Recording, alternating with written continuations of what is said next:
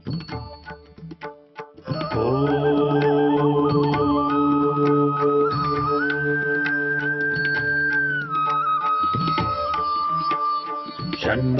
मित्रः शं वरुणः शन्नो भवत्वर्यमा शन्न इन्द्रो बृहस्पतिः शन्नो विष्णुरुक्रमः ॐ शान्ति शान्ति शान्तिः।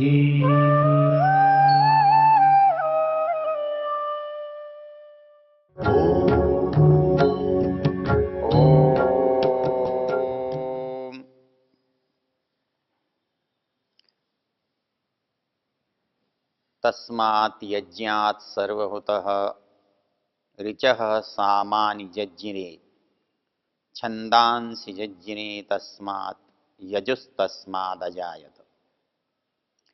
इस मंत्र में परमेश्वर के द्वारा वेद के ज्ञान की प्राप्ति की चर्चा है। वेद का ज्ञान कैसे मिला, इस संबंध में हमने पीछे देखा था।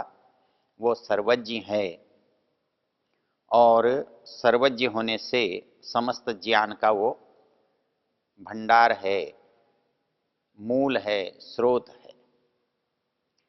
हमारे साथ जो दूसरी समस्या थी उसमें हमने देखा कि हमें वो ज्ञान प्राप्त कैसे हुआ, क्योंकि हमारी सामान्य जो प्रकृति है, प्रवृत्ति है, वो ये है कि एक व्यक्ति हमें कुछ बताता है, सिखाता है, दिखाता है, तब कोई चीज़ हमारी समझ में आती है, हम सीखते हैं, हमको पता लगता है। तो यहाँ वो परमेश्वर हमको कैसे बताएगा, क्योंकि उसके पास कोई अवयव तो है नहीं, शरीर तो है नहीं, मुख तो है नहीं, तो हम उसकी बात को सुनेंगे कैसे। यहाँ एक बात चिंतनीय है। हम ये सोचते हैं कि हम आँख हमारी देख रही है, हम ये सोचते हैं हमारे कान सुन रहे हैं, हम ये सोचते हैं कि हम अपनी त्वचा से जानते हैं, हमारी त्वचा जान रखती है। लेकिन थोड़ा सा यदि हम गहराई से देखें तो देखना जो सामर्थ्य है या देखने की जो शक्ति है वो आंख का विषय नहीं है, या आंख में नहीं होती। हमें लगता है कि हमारी आंख देख रही है, किंतु यदि हम ये सोचें कि आंख ही देखती है तो ऐसा मनुष्य जिसके प्राण निकल गए हों, तो क्या उसकी आंख भी हमें देखने वाली लगेगी? क्या उसके कानों से सुना जा सकेगा? क्या उसके दूसरे शरीर के काम चलेंगे? आंख यदि देखने का काम करती है, देखती है, तो आंख मात्र देखने का साधन है। जैसे हम चश्मे से देखते हैं, दूरबीन से देखते हैं, हाँ, और सूक्ष्म यंत्रों से देखते हैं, तो किसी बड़ी से बड़ी चीज़ को, दूर से दूर की चीज़ को देखते हैं, और किसी बहुत छोटी, बहुत सूक्ष्म, बहुत बारीक चीज़ को देखते हैं। तो उसको देखने के लिए जिन साधनों की, जिन उपकरणों की, जिन यंत्रों की आवश्यकता होती है, वैसे ही आँख, नाक, कान आदि यंत्र हैं, उपकरण हैं किसी देखने वाले के लिए। जैसे एक देखने वाला इन उपकरणों के उधर होता है तो देखता है, और यदि ये उपकरण, ये यंत्र उससे दूर हो जाएं तो उसको कुछ भी दिखाई नहीं देता, लेकिन यंत्र भी कुछ नहीं देखते, क्योंकि उतार कर रखा हुआ चश्मा उसमें कुछ भी दिखाई नहीं देगा। और ऐसे ही दूर रखे उपकरण में भी हमें कुछ नहीं दिखाई देगा, उपकरण कुछ भी नहीं देख पाएगा।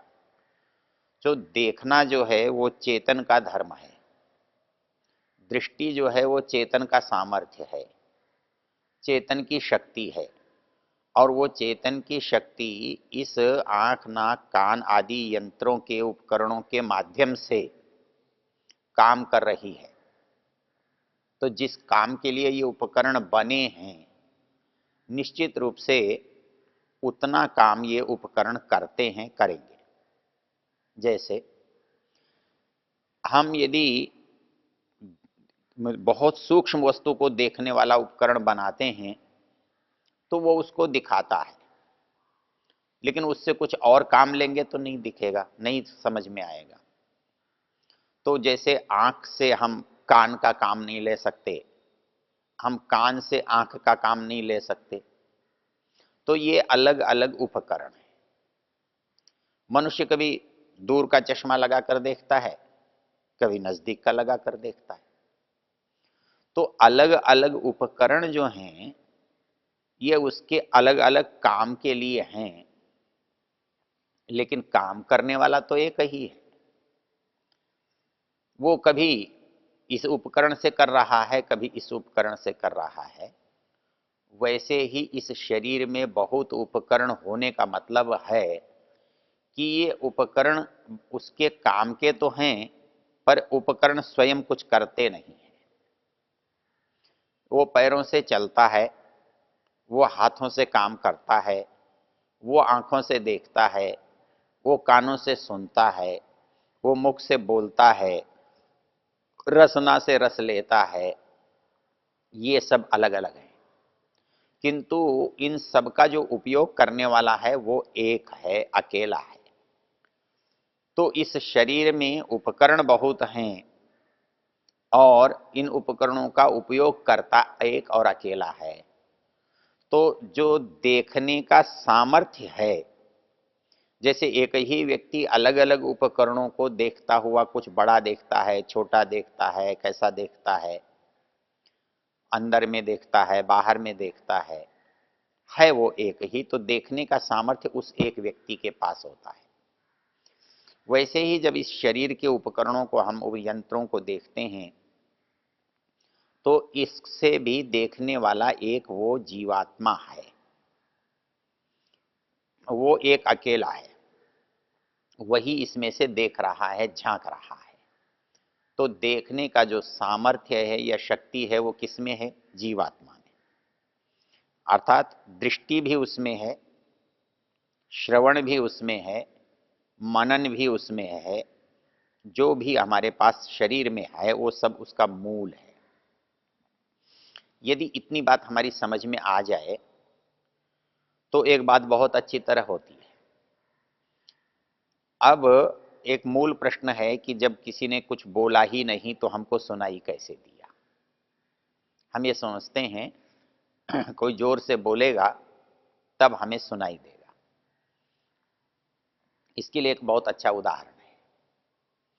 उदाहरण ये है कि जब हम किसी को दूर से बुलाते हैं तो बहुत जोर से आवाज लगाते हैं।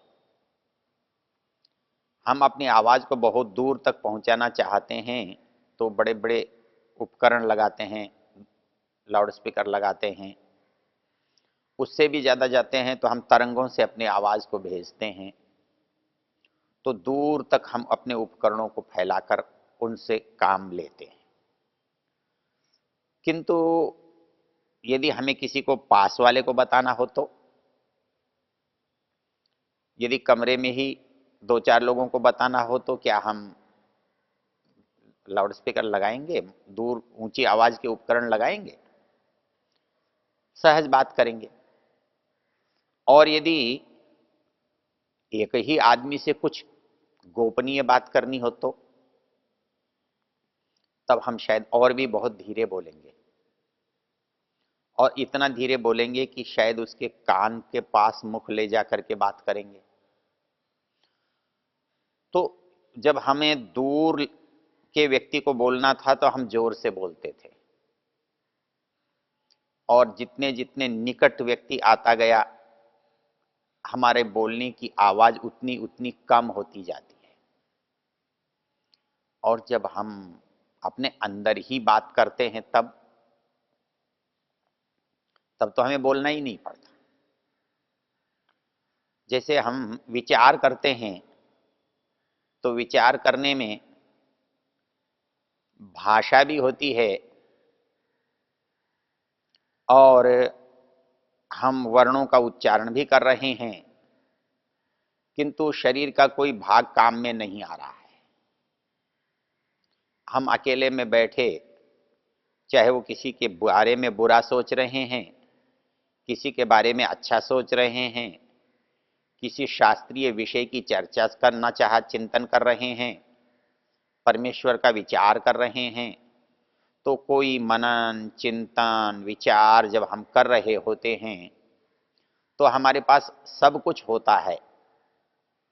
हमारे पास भाषा होती है, हमारे पास शब्द होते हैं, हमारे पास उसका ज्ञान विचार होता है, लेकिन न तो हमें बोलना पड़ता है न हमें सुनने की आवश्यकता होती है, क्योंकि जो हमारे अंदर चल रहा है उसको हम जान रहे हैं।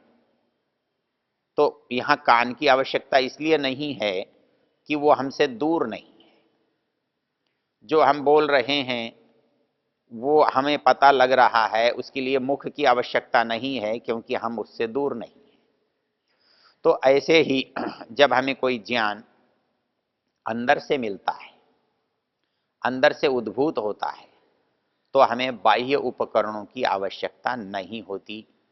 हम उन चीज़ों को मन से ही कर लेते हैं। लेकिन परमेश्वर जो है, परमात्मा जो है, वो हमारी आत्मा में भी है, वो सर्वव्यापक है। वो हमारे बाहर है तो हमारे अंदर भी है। तो जब कोई बात हमें परमेश्वर से विचारनी होती है या परमेश्वर से करनी होती है, तब आप सोचकर देखें, क्या तब हमारे लिए आंख नाक कान मुंह की आवश्यकता होगी? क्या बोलने वाले के लिए मुख की आवश्यकता होगी, क्योंकि वो तो हमसे दूर ही नहीं है? तो क्या मुझे सुनने के लिए कान की आवश्यकता होगी, क्योंकि वो मेरे से दूर नहीं है, मेरे अंदर है? कान मेरे बाहर की बात सुनता है और मैं बोलने वाला परमात्मा मेरे अंदर बोलता है। तो ये दोनों ही बोलने और सुनने वाले बाहर से नहीं बोल रहे हैं, न बाहर से सुन रहे हैं। तो बोलने वाला भी अंदर है और सुनने वाला भी अंदर है।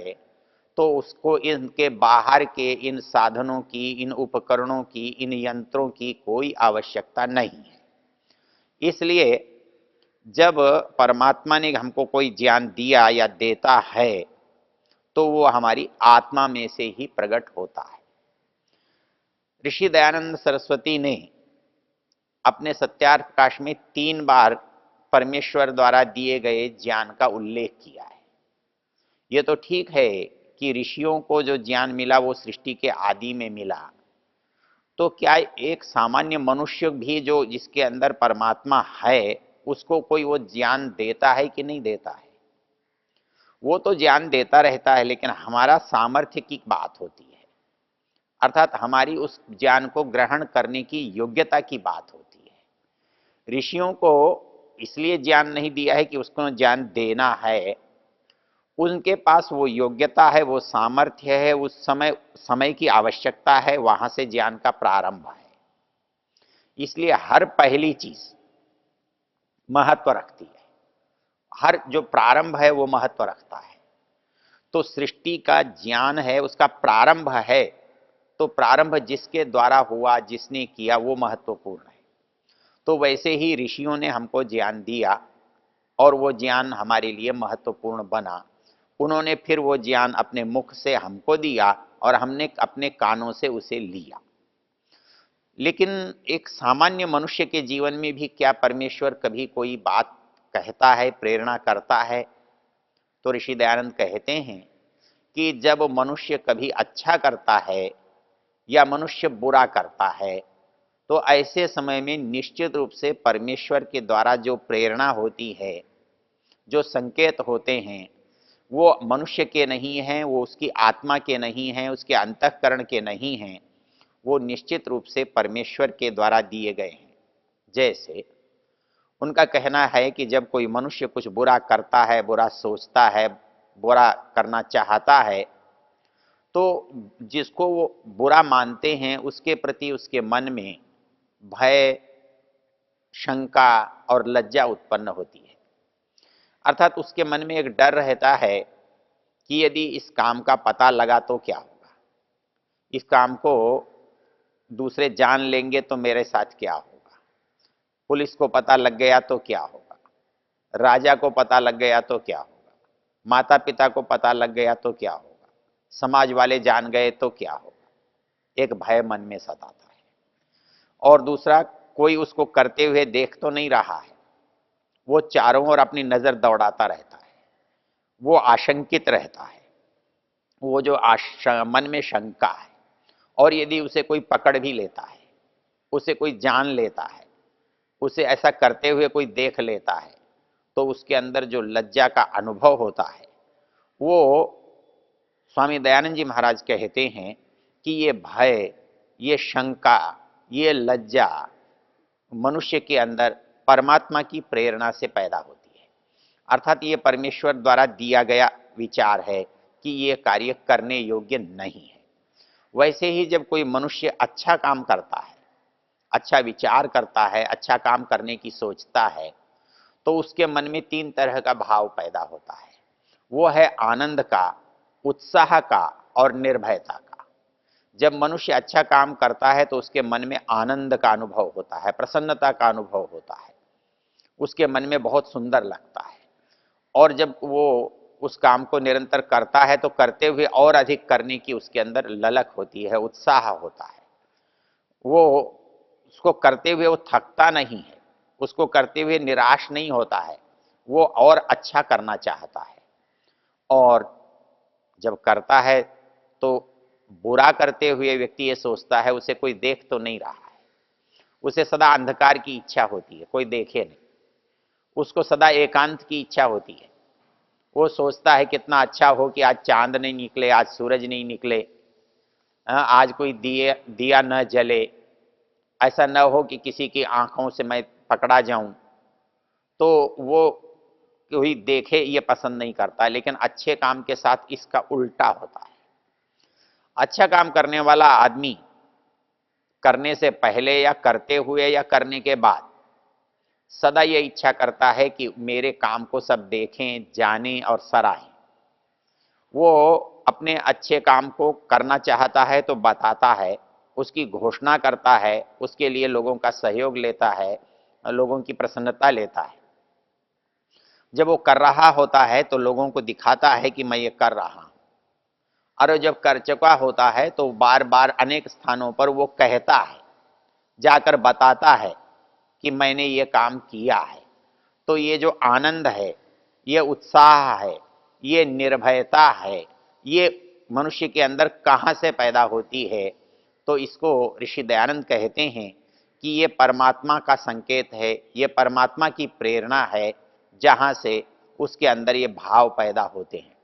तो हमने देखा कि हमारे आत्मा के अंदर प्रेरणा देने वाला जो है, उसको न तो किसी इंद्रिय की आवश्यकता होती है, न उसको जोर से बोलने की आवश्यकता होती है। वो हमारी आत्मा में रहता हुआ आत्मा को प्रेरित कर सकता है। इसलिए ज्ञान के देने के लिए किसी बाहरी उपकरण की आवश्यकता नहीं होती है। ओ